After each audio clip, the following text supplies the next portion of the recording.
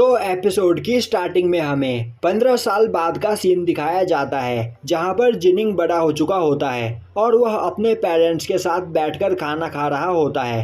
वहीं जिनिंग के मॉम और डैड उसे काफ़ी हैरानी से देख रहे होते हैं और अब जिनिंग अपना खाना ख़त्म करके बोलता है कि अब मैं अपनी ट्रेनिंग करने के लिए जा रहा हूँ।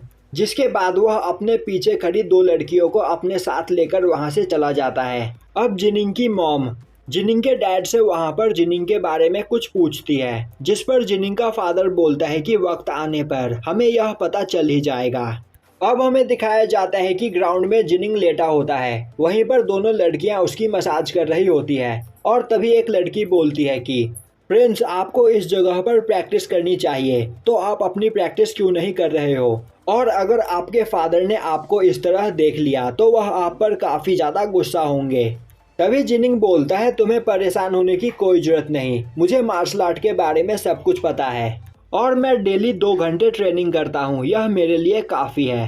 तो अब तुम मुझे यहाँ पर सोने दो। वहीं पर दूसरी ओर जिनिंग के मॉम और डैड एक जगह पर खड़े होकर कुछ सोल्जर्स की ट्रेनिंग को देख रहे होते हैं। तभी जिनिंग की मॉम बोलती है कि जिनिंग अभी काफ़ी ज़्यादा कमज़ोर है और अगर वह अभी पावरफुल नहीं बना तो वह इस किंगडम का किंग नहीं बन पाएगा, जिसके बाद उसकी हालत काफ़ी ज़्यादा ख़राब हो जाएगी। तभी जिनिंग के फादर को याद आता है कि एक पर्सन उससे बोल रहा होता है, जी यी चुन, बड़े भाई डा ने मुझे बताया कि जिनिंग के अंदर कोई भी पावर नहीं है और वह काफ़ी ज़्यादा कमज़ोर है और हम कभी भी इतने कमज़ोर पर्सन को हमारे किंगडम का किंग नहीं बना सकते हैं। और यी चुन, तुम हमारे किंगडम पर काफ़ी समय से राज कर रहे हो, तो तुम्हें हमारी किंगडम की हालत के बारे में पता ही है और तुम्हें याद है ना कि हमारे किंगडम में किंग को कैसे चुना जाता है।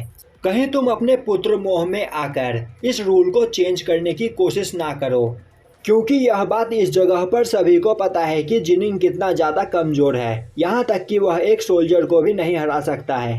तभी यी चुन बोलता है, ब्रदर ली, तुम्हें परेशान होने की कोई ज़रूरत नहीं, मैं जानता हूँ कि जिनिंग कितना ज़्यादा पावरफुल है, क्योंकि मैंने उसके अंदर कुछ खास देखा है। पर अगर सही टाइम आने तक वह पावरफुल नहीं बना तो मैं अपनी राजगद्दी उसके हाथ में नहीं जाने दूंगा। और अब यह सोचकर यूचुन बोलने लगता है कि जिनिंग पूरे दिन ट्रेनिंग करने के बजाय छोटे मोटे गेम खेलता रहता है और इस तरह से वह कभी पावरफुल नहीं बन पाएगा।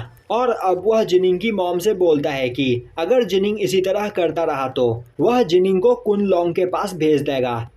यह सुनते ही जिनिंग की मॉम परेशान हो जाती है, पर ये चुन उसे शांत करता है और बोलता है कि तुम्हें परेशान होने की कोई ज़रूरत नहीं, मैं जानता हूँ कि जिनिंग काफ़ी ज़्यादा पावरफुल है और उसके अंदर काफ़ी ज़्यादा स्पिरिचुअल एनर्जी है, पर वह अपनी पावर का यूज़ करना ही नहीं चाहता है और कुन लोंग के पास पहुंचकर उसे अपनी पावर का यूज़ करना ही होगा, जिससे उसकी पावर पहले से काफ़ी ज़्यादा इंक्रीज़ हो सकती है। तभी जिनिंग की मॉम बोलती है कि वह यहाँ पर बस यह चाहती है कि जिनिंग का फ्यूचर अच्छा हो और कुछ भी नहीं, क्योंकि जिनिंग अब 15 साल का हो चुका है और अभी तक उसकी स्पिरिचुअल एनर्जी अवेक नहीं हुई है। तभी यीचुन बोलता है, हमारे पास और कोई रास्ता नहीं है, तो हमें अब यह करना ही होगा। तभी जिनिंग की मॉम साओबाई को बोलती है कि चाहे कुछ भी हो जाए वह जिनिंग को प्रोटेक्ट करेगा। वहीं दूसरी ओर जिनिंग ग्राउंड में सो रहा होता है और तभी उसके पास बैठी हुई लड़कियां उसके मॉम और डैड को उसकी ओर आते हुए देखती हैं और अब वह जिनिंग को वहां पर उठाने लगती है, पर जिनिंग नहीं उठता है। तभी एक लड़की बोलती है कि आपके फादर इस ओर आपसे मिलने के लिए आ रहे हैं और अब यह सुनते ही जिनिंग उठकर खड़ा हो जाता है और वहां पर अपनी ट्रेनिंग करने लगता है। तभी ये चुन जिनिंग के पास आकर बोलता है कि तुम मुझे बेवकूफ़ बनाने की कोशिश मत करो, मुझे पता है कि तुम यहाँ पर बस ट्रेनिंग करने का नाटक कर रहे हो और जिनिंग, तुम्हें पता है कि मैंने कभी भी तुम्हें बाहर ट्रेनिंग करने से नहीं रोका, क्योंकि मुझे तुम पर यकीन है कि तुम एक पावरफुल पर्सन बन सकते हो। जिनिंग बोलता है, मैं आपकी उम्मीदों पर खड़ा उतरूंगा।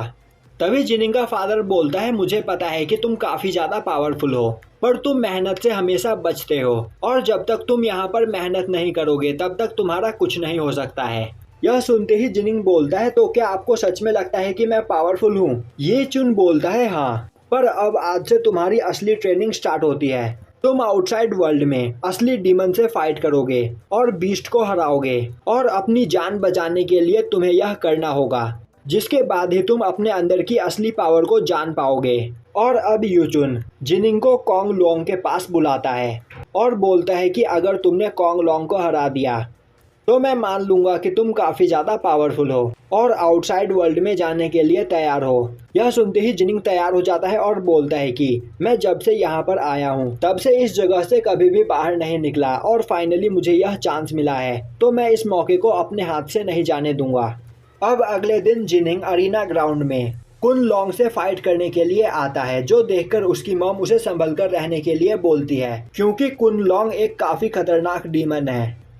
जिनिंग बोलता है आपको परेशान होने की कोई जरूरत नहीं, मैं अब सब कुछ संभाल सकता हूँ। अब जिनिंग उस अरीना ग्राउंड में एंटर करता है। वहीं उसका फादर बोल रहा होता है कि जिनिंग आज तुम अपने लक से इस जगह पर नहीं जीत पाओगे क्योंकि कुनलॉन्ग एक मिथिकल बीस्ट है और अगर तुमने इस जगह पर कोई भी गलती की तो मैं तुम्हें बचाने के लिए नहीं आऊँगा। तो तुम्हें अरीना ग्राउंड में एंटर करने के बाद सभी कुछ खुद ब खुद संभालना है। अब मिथिकल बीस्ट का नाम सुनते ही जिनिंग डर जाता है और तभी उस जगह पर एक बीस्ट के चिल्लाने की आवाज़ आती है, जो सुनकर जिनिंग के पसीने छूटने लगते हैं और तभी उस जगह पर एक चेन से बंधा हुआ सांप आता है। अब उस सांप को देखकर जिनिंग बोलने लगता है तो क्या मुझे इससे फाइट करना है? यह तो काफ़ी कमज़ोर लग रहा है, आखिर मैं इससे क्यों डर रहा था? और तभी उस सांप के गले से उन चेन्स को खोल दिया जाता है और अब उन चेन्स के खुलते ही वह सांप एक जाइंट स्नेक में बदल जाता है। अब यह देखकर जिनिंग की मॉम उसके लिए परेशान होने लगती है और बोलने लगती है कि यह तो एक मिथिकल स्नेक मॉन्स्टर है और यह काफ़ी ज़्यादा पावरफुल होते हैं, तो जिनिंग इसे कभी नहीं हरा पाएगा। तभी यी चुन बोलता है जिनिंग की असली पावर को बाहर निकालने का मेरे पास इसके अलावा और कोई रास्ता नहीं है, तो मुझे यह करना ही होगा। वहीं पर खड़ा ली यी चुन से बोल रहा होता है कि मुझे नहीं लग रहा कि तुम्हारे बेटे का फ्यूचर अच्छा है और आज से पहले मैंने इतना कमज़ोर मिथिकल बीस्ट कभी नहीं देखा, पर फिर भी तुम्हारा बेटा इतना ज़्यादा डर क्यों रहा है? और तभी वह बीस्ट जिनिंग पर अटैक कर देता है, पर जिनिंग उसके अटैक को डॉज कर लेता है और सोचने लगता है कि फादर कभी भी मुझे फाइट करने के लिए कोई ज़्यादा पावरफुल ओपोनेंट नहीं देंगे, तो इस बीस्ट की कोई ना कोई कमजोरी जरूर होगी। और अब वह उस बीस्ट पर अटैक करने के लिए आगे बढ़ता है, पर तभी वह बीस्ट अपने टेल से मारकर जिनिंग को पीछे धकेल देता है। यह देखते ही ली बोलने लगता है अगर जिनिंग की जगह मैं होता तो अब तक यह बीस्ट मारा जा चुका होता। वहीं पर अरीना ग्राउंड में वह बीस्ट लगातार जिनिंग पर अटैक किए ही चला जा रहा होता है, जो देखकर जिनिंग की मॉम उसके लिए परेशान हो जाती है।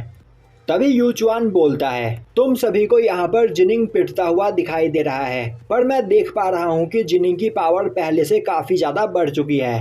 तभी ली बोलता है तुम्हें धोखा हो रहा है, मैं साफ साफ देख पा रहा हूँ कि जिनिंग वहाँ पर बुरी तरीके से पिट रहा है और अगर इसी तरह यह सब कुछ चलता रहा तो थोड़ी ही देर में जिनिंग मारा जाएगा। यह सुनते ही यूचुआन बोलता है तब तो तुम्हें अपने आंखों को चेक करवाने की जरूरत है। वहीं पर ग्राउंड में जिनिंग चुपचाप एक जगह पर खड़ा होता है और अब जैसे ही वह बीस्ट जिनिंग पर अटैक करता है, जिनिंग उसके अटैक को डॉज करता हुआ अपने स्वॉर्ड से उसके ऊपर अटैक कर देता है, पर जिनिंग के अटैक का उस पर कोई भी असर नहीं होता है और अब वह बीस्ट दोबारा जिनिंग को मारकर दूर फेंक देता है। यह देखते ही ली दोबारा जिनिंग की बेइज्जती करने लगता है और अब जिनिंग दोबारा उठकर खड़ा हो जाता है और अपनी स्पिरिचुअल पावर को रिलीज करता है, जो देखकर उसकी मॉम काफ़ी ज़्यादा हैरान हो जाती है और बोलने लगती है कि यह तो क्रिम्सन ऑरा 9 हेवेंस है। और तभी जिनिंग को उस बीस्ट का वीक स्पॉट दिखता है और अब जिनिंग काफ़ी तेज़ी से उस बीस्ट के वीक स्पॉट पर अटैक करके उसे घायल कर देता है, जो देखकर ली काफ़ी ज़्यादा हैरान हो जाता है और बोलने लगता है कि आखिर जिनिंग ने यह टेक्निक कहाँ से सीखी। और अब घायल होने के बाद उस स्नेक मॉन्स्टर को और भी ज़्यादा गुस्सा आता है, जिसके बाद वह अपने ट्रू फॉर्म में आ जाता है, जो देखकर वहाँ पर ली डर जाता है और बोलने लगता है कि अब जिनिंग को यहाँ पर कोई भी नहीं बचा सकता है। तभी यी चुन अपनी शॉट फेंककर जिनिंग को देता है और बोलता है कि अब इस मॉन्स्टर को मारने का टाइम आ चुका है। यह देखते ही जिनिंग उस स्वॉर्ड को पकड़ता है और अब जिनिंग का खून उस स्वॉर्ड के ऊपर लग जाता है, जिससे अब वह स्वॉर्ड ग्लो करने लगती है और तभी जिनिंग उस बीस्ट पर अटैक करके उसे मार देता है। और अब यह देखकर यी चुन जी ली से बोलता है कि तो अब तुम देख पा रहे हो कि मेरा बेटा कितना पावरफुल है। और अब उस जगह पर वह बीस्ट मारा जाता है, जिसके बाद हमें एक जगह दिखाया जाता है जहां पर एक जाइंट स्नेक चिल्लाते हुए बोल रहा होता है कि ची क्लैन ने जिस जाइंट स्नेक को पकड़कर आज मार दिया वह उसका बेटा था। और वह जी क्लैन से अपने बेटे की मौत का बदला लेकर रहेगा। और यहीं पर यह एपिसोड खत्म हो जाता है।